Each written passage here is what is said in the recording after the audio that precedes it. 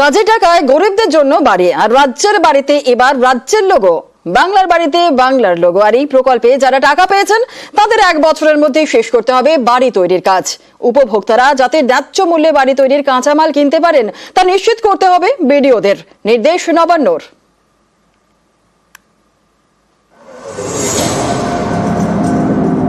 আবাসে বরাদ্দ বন্ধ করে দিয়েছে কেন্দ্র, তাই গরিবদের পাকা বাড়ি তৈরির জন্য রাজ্য সরকারই টাকা দিচ্ছে।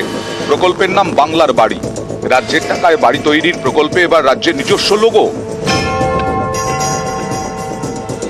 প্রধানমন্ত্রী গ্রামীণ আবাস যোজনার বাড়িতে কেন্দ্রের লোগো থাকে, কিন্তু পশ্চিমবঙ্গে এই প্রকল্পের টাকা দীর্ঘদিন ধরে দিচ্ছে না কেন্দ্রীয় সরকার। সেই কারণে রাজ্য সরকার নিজের টাকাতেই গরিবদের বাড়ি তৈরি করে দিচ্ছে। রাজ্যের টাকায় বাড়ি, তাই এই প্রকল্পে এবার রাজ্যের লোগো। এই লোগো দ্রুত জেলায় জেলায় পাঠিয়ে দেবে নবান্ন। বাংলার বাড়ি প্রকল্পে প্রথম কিস্তির টাকা দিয়ে দেওয়া হয়েছে।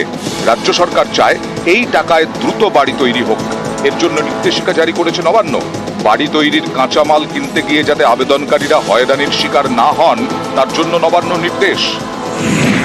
আবেদনকারীরা যেন ন্যায্য মূল্যে বাড়ি তৈরির কাঁচামাল কিনতে পারেন, বিডিওদের এটা নিশ্চিত করতে হবে।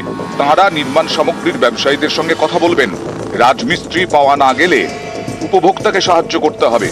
জেলা শাসকের অফিসে হেল্পলাইন খুলতে হবে, কন্ট্রোল রুম খুলতে হবে বিডিও অফিসে। বাড়ি তৈরির প্রতিটি স্তরে নজরদারি চালাতে হবে।